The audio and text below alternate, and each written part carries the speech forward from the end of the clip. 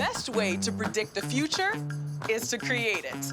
Hello, and welcome to glorious Cape Town, the mother city of South Africa and this year's host city of the Global Student Entrepreneur Awards Global Finals 2022, where I, Nicole Bannister, will be your host. 60 students, hailing from 100 cities across 40 countries from around the world, will pitch their businesses to our panel of elite judges. Each student stands a chance at winning the cash prize and joining a global community of game changers and established entrepreneurial leaders in their fields. Welcome to Start It Up.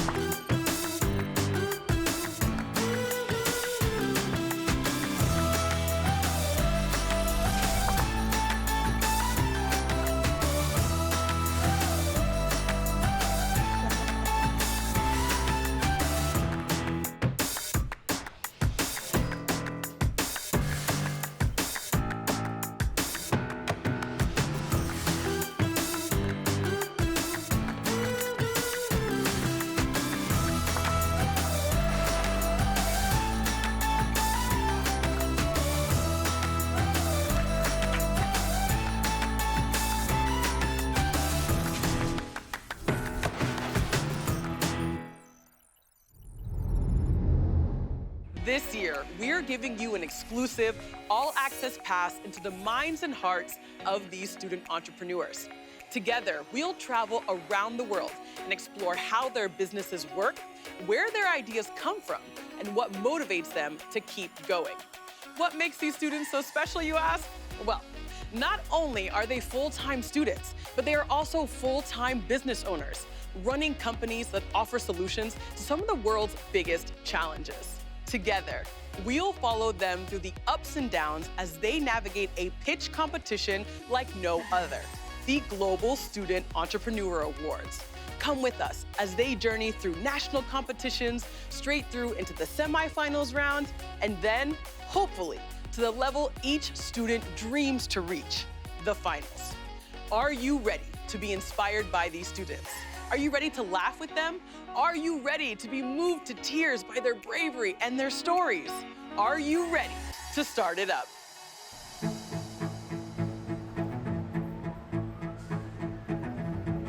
The GSEA is really for students to be able to have an opportunity to show what they are as entrepreneurs and really make sure that they get their ideas out there at a very young age.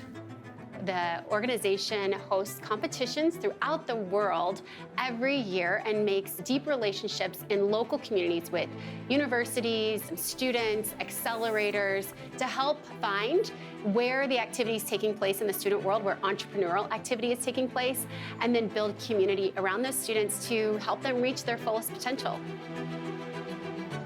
The generation is so different in so many better ways. Like, thinking about sustainability, thinking about environmental impact, those were not trends 20 years ago. So it's really nice to see this generation wanting to make a difference in the world and for their own personal world.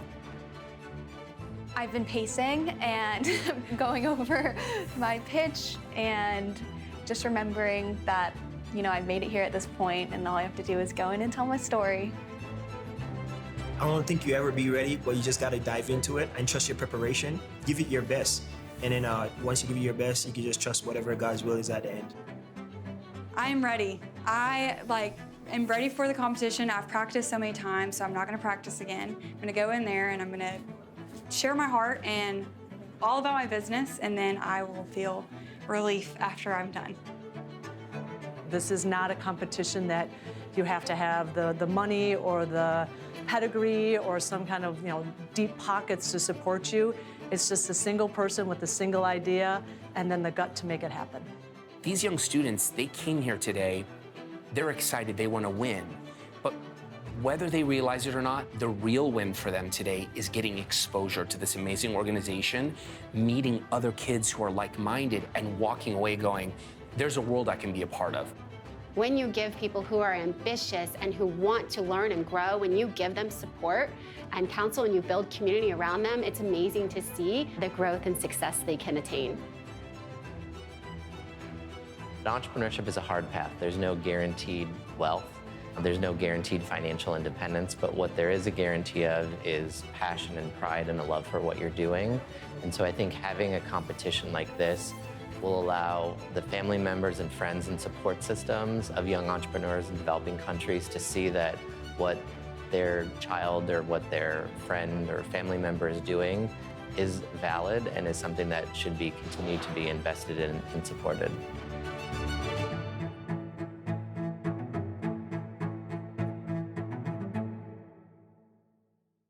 The journey to becoming a global finalist takes months. Students compete in local competitions in their hometowns before advancing to the national competition where the best of the best earn the chance to represent their country. Each year brings its own fanfare and edge of seats moments, and this year was no exception. The Brazilian national competition was a competitive one. We saw pitches for all sorts of businesses from a number of different industries. There were hydroponic food gardens, a coding company empowering underserved communities, and there was even a business turning mushrooms into plastic. On the Asian subcontinent, the Indian national competition saw a meeting of the old world and the new. There was a business in Bangalore exploring the brand new craze of Bollywood NFTs, and there was another business focusing on the ancient Indian tradition of creating handmade terracotta jewelry, all while inspiring the next generation of young female artisans. Let's go meet some of these outstanding student CEOs right now.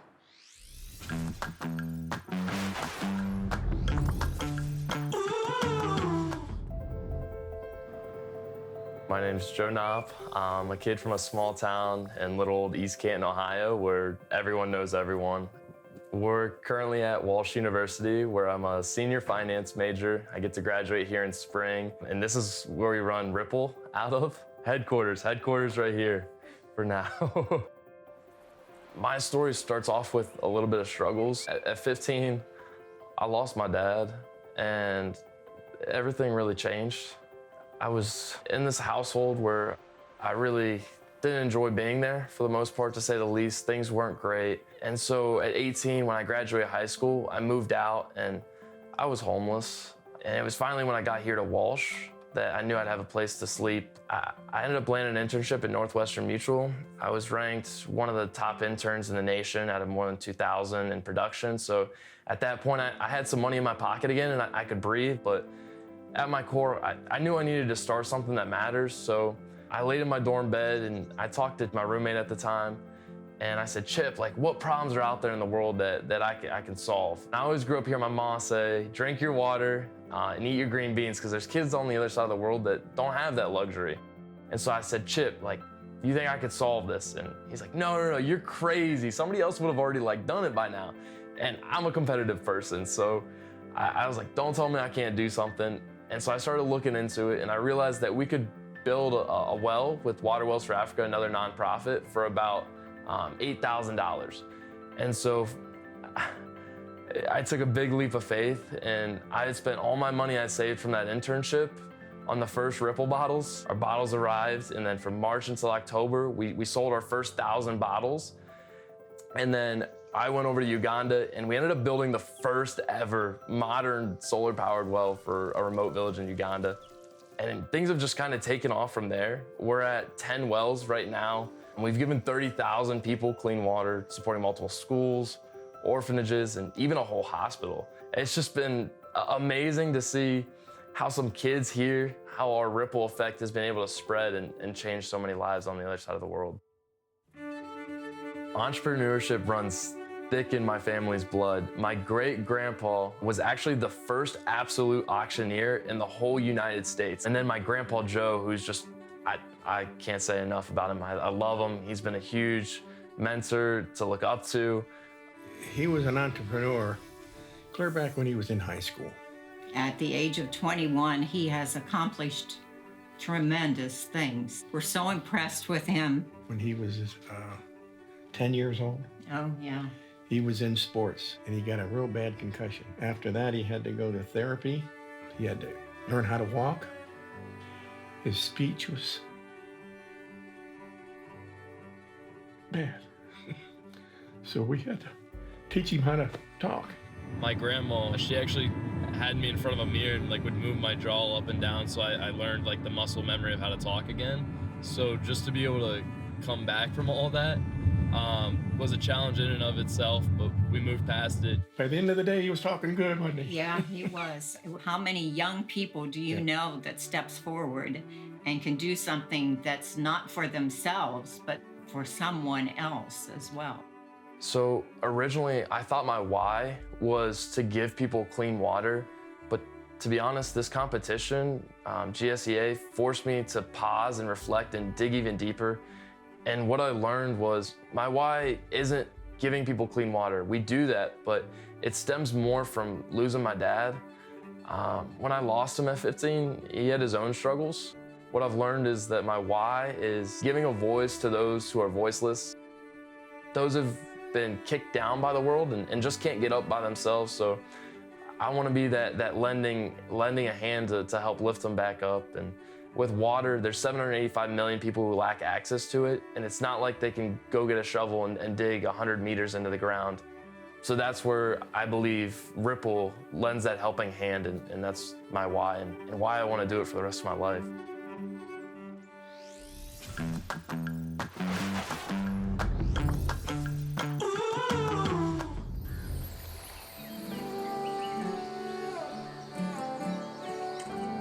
I'm Smriti S. I'm from Coimbatore, Tamil Nadu, India. I am a 21-year-old student entrepreneur.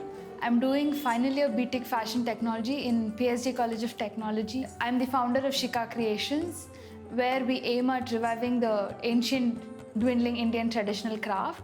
We handcraft and market eco-friendly terracotta jewelry and home decor products. I've imparted skill to more than 200 women and students, out of whom approximately 30 to 40 people have started their own ventures now. In India, 58.5 million people are entrepreneurs, and out of which only 14% are women entrepreneurs. I'd always wanted to give something back to the society, do some impact to the society.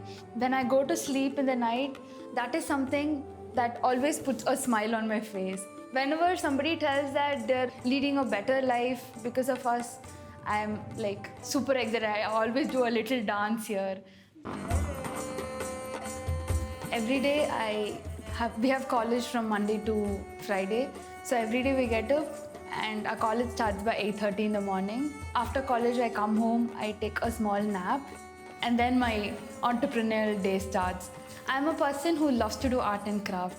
Since childhood and every summer vacation, I would go and learn something new. So that way, during my 9th grade summer vacation, I attended a 2-day training on terracotta jewelry making. And initially, I started making it as hobby only. And once I started exploring more on the jewels, I got to know about its authenticity, the traditional art which has been dwindling. And I really wanted to do something with that, wanted to do something creative and revolutionize it. That's when that idea sparked. I wanted to convert my passion into business. I'm not from a business background. My dad is a professor and my mom is a homemaker. My pillar of support are my parents and my sister. Whenever I get down, they're always behind me, just pushing me forward, helping me go through the process. Whenever she's working, I sit with her. If she goes down, I just pull her up a bit, giving some positive energy. But she has become a responsible entrepreneur, and she has got social responsibility of empowering women. Sometimes we see her stressed, balancing her education and business is very difficult. But whatever she plans, she will get it done. She will do it. A very hard worker. Whatever she wishes, she must achieve. Whatever she dreams, let all her dreams come true. As a student of our institution, we are really proud of her. She is really self-made and also highly motivated. She is equally balancing her academics also. So she is maintaining more than 9.13 CGPA. People become matured when they age. But in her case, she's so mature enough at this young age, and she's managing a team of people. I've never seen her crib with the amount of work that is being given. A very humble student, you can say. I'm sure with all the efforts of GSEA and everyone and the recognition that she's getting, she's not going to stop here. 5 years from now, I'll have a lot more members in my team. Shikha Creations would have uplifted a lot of women and will bring in more innovations, will bring in new products. I wanted this terracotta jewelry of Shikha to be displayed in most of the shops across India and worldwide. That is my biggest vision.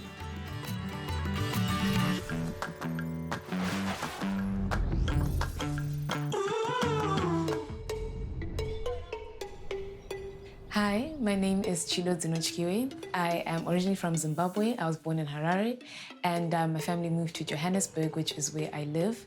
But at the moment, we're in Cape Town, where I'm currently studying my master's. So our business is called Vambo Academy. We are making it easier for people to learn African languages online.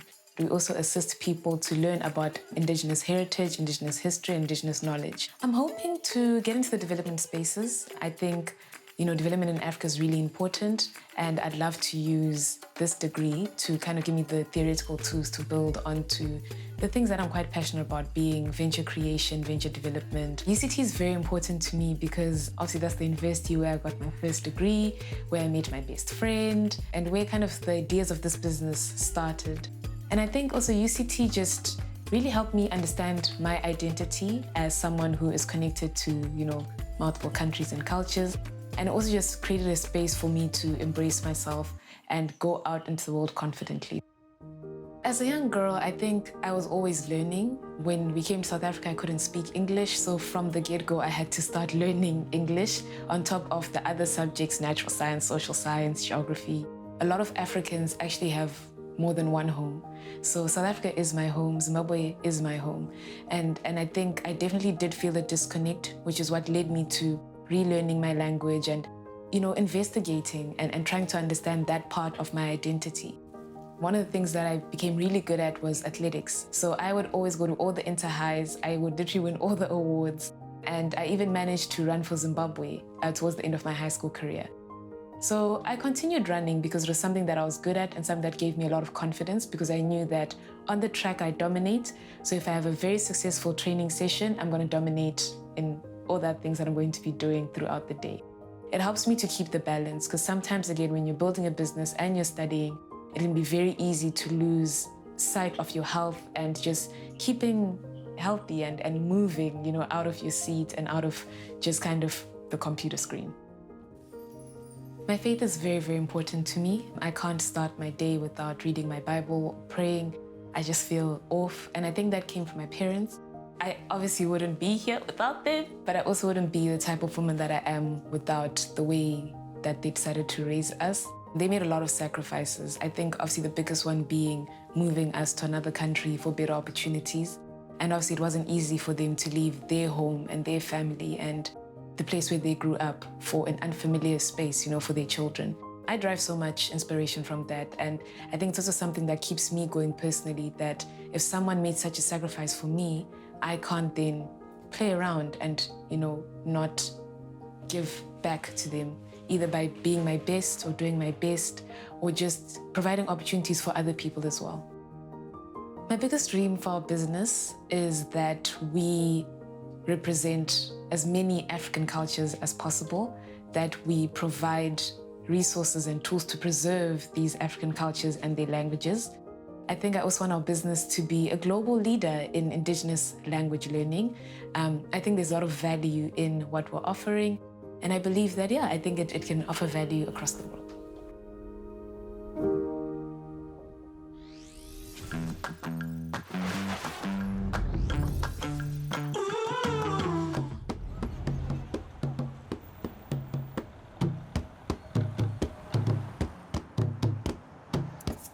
Olá, meu nome é Diogo Bezerra, eu tenho 28 anos, eu vivo em São Paulo, Brasil.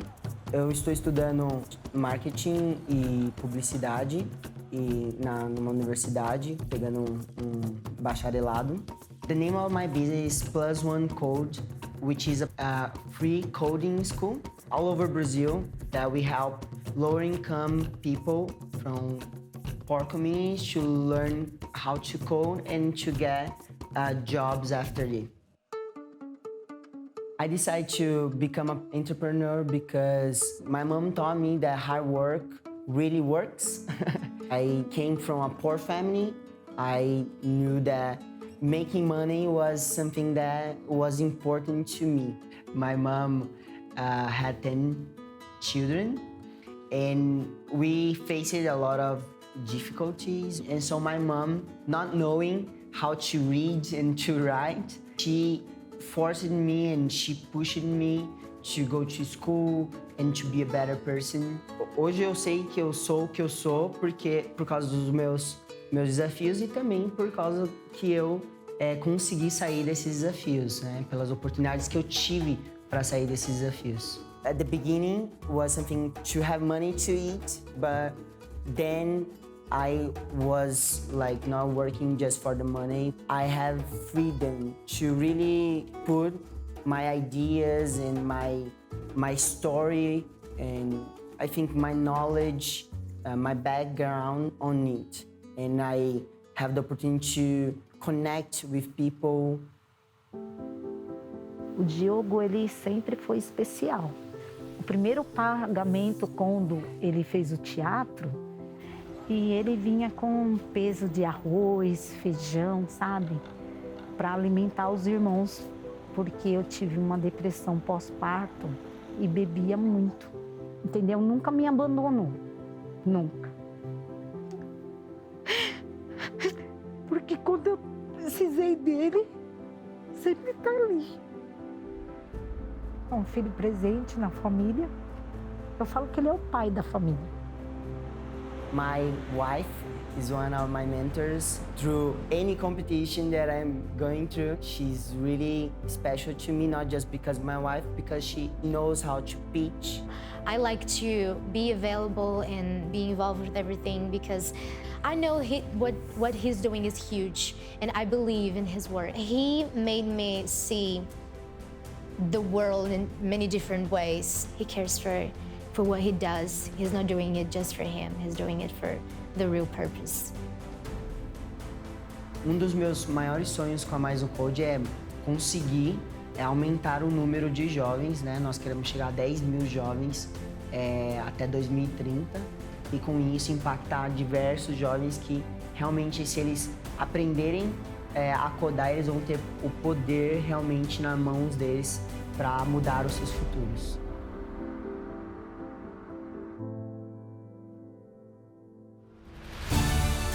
From dynamic countries like Japan, Mexico, and South Africa, students step forward with game-changing ideas.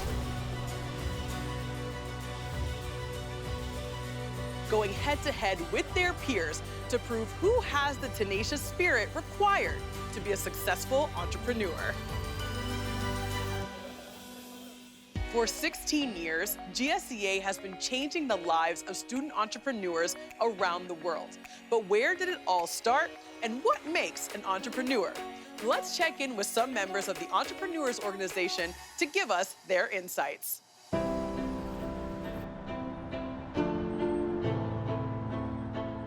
To me, an entrepreneur is somebody who has a drive and a passion to do something, and they're just not going to do anything but that thing.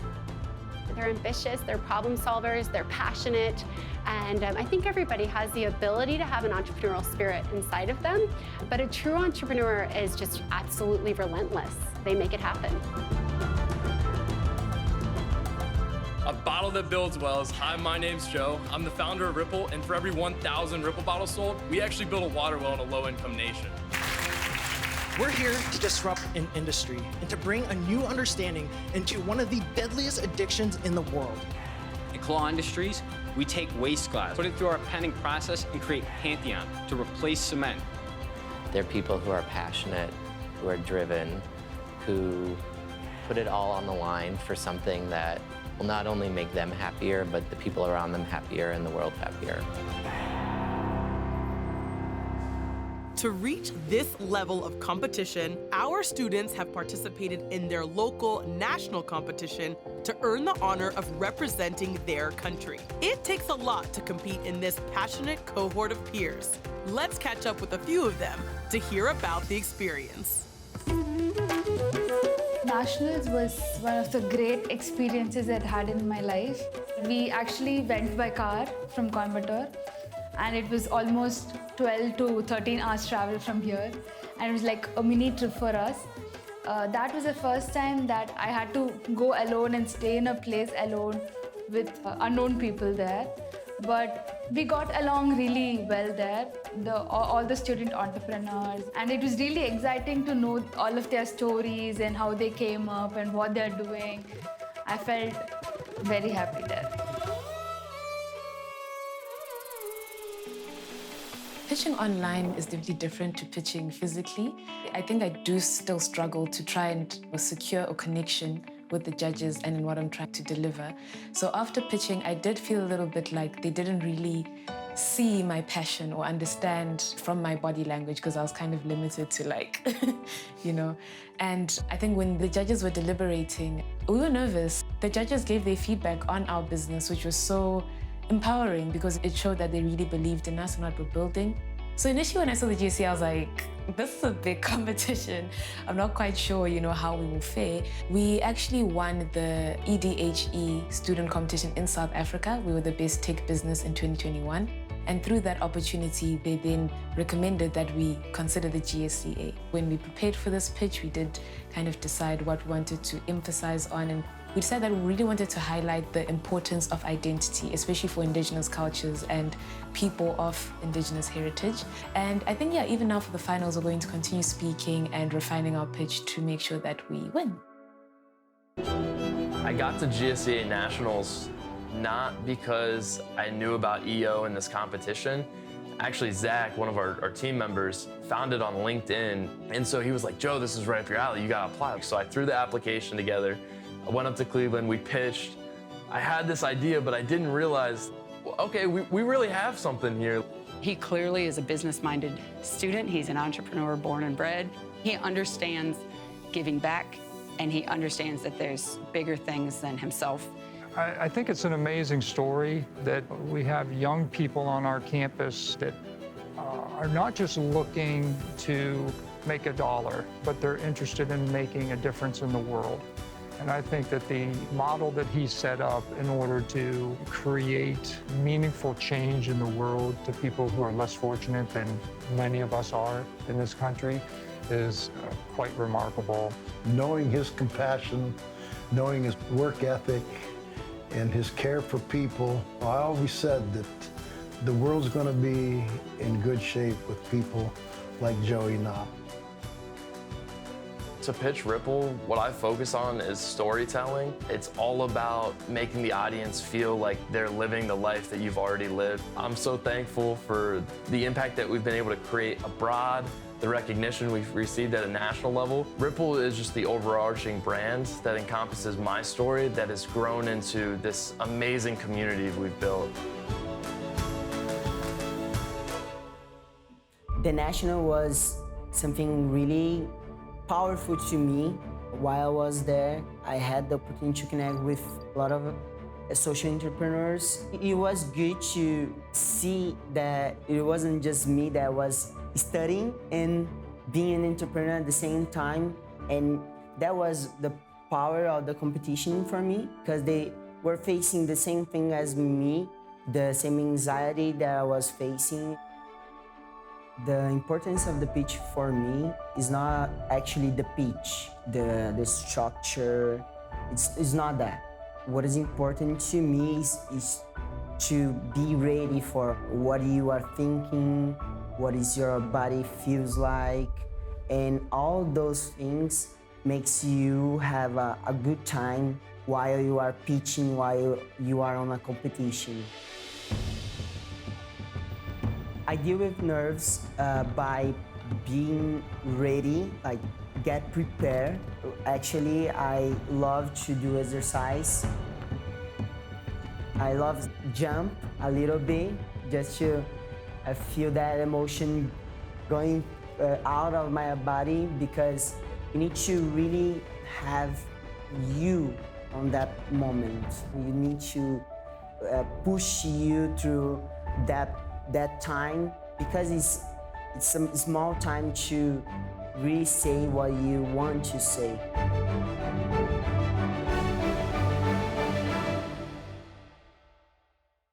Thousands of students competed in the various national competitions across the globe. And currently, we are left with only 60. These top 60 will now be competing in the regional quarterfinals of GSEA. The quarterfinals, I'm super excited to share a story to even more people. During the quarterfinals, I'm actually figuring out a way to fly down to Tampa Bay, Florida to be able to give a keynote speech at a sales convention to a company that we sold 1,000 bottles to. So I'm trying to balance that on top of going to school, on top of pitching in the quarterfinals. So I have like 3 different speeches going through my head that I've got to give that day.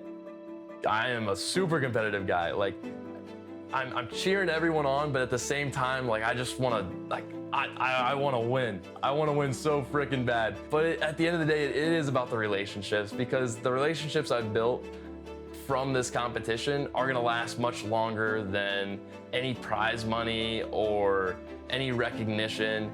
That's just kind of the icing on the cake, that even if we don't win this competition, that's okay. This is just icing on the cake. The business is still gonna run. We're still gonna make great partnerships. We're still gonna impact lives. It'll probably be a struggle, but I'm confident that if I dial in and if I'm able to deliver the story that we've built as a team, I'm confident that good things will happen, and if they don't, then the next person deserves to win. That's okay too.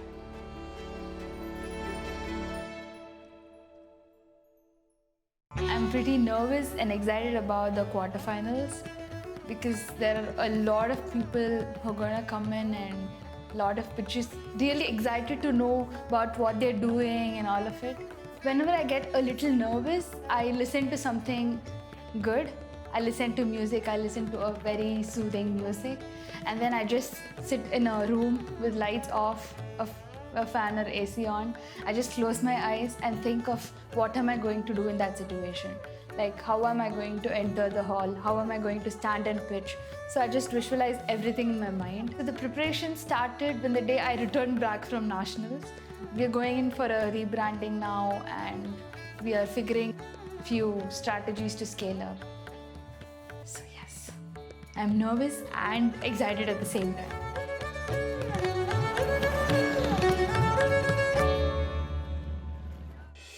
Então eu estou muito animado para ter essa oportunidade de competir globalmente.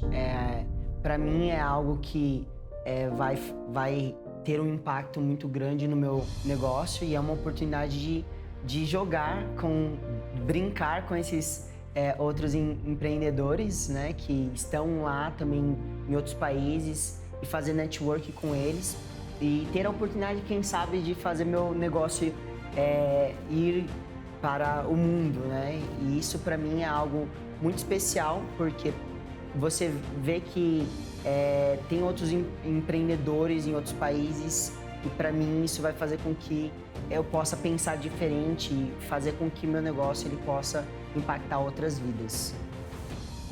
We don't have so many opportunities here in Brazil to compete on global competitions. It's something new for the entrepreneurs, especially the entrepreneurs from the outskirts. So the GSA was the opportunity to me to show that even if you come from a different background as I came from, that they were able to really go through this competition and maybe win, as I had the opportunity to win, and was something really good for me, and I had this feeling that I was showing to them that they were able to do that too.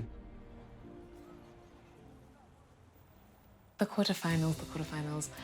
We're feeling very excited. I think at this stage, it's just about giving it your best shot. I think we're also just feeling quite intrigued to compete on a global level.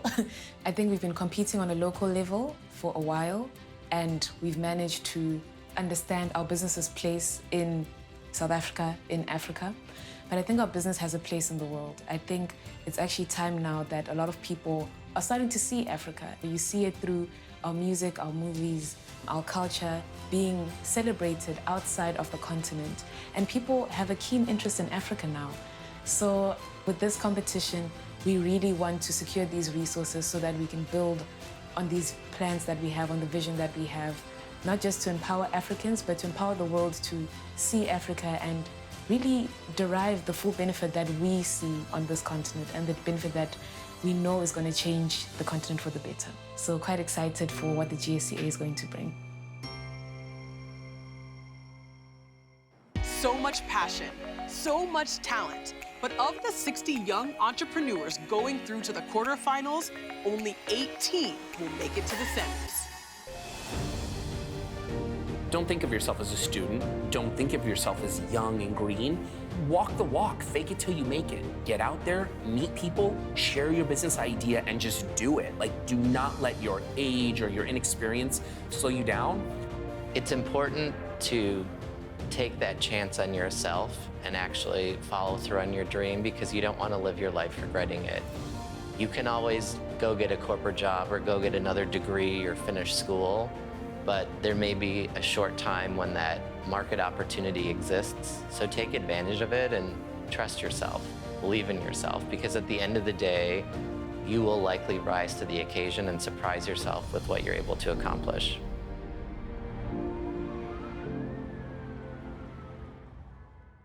Join us on episode 2 as participants break down the intricacies of their businesses. And we'll also meet some new contestants with their eye on the prize.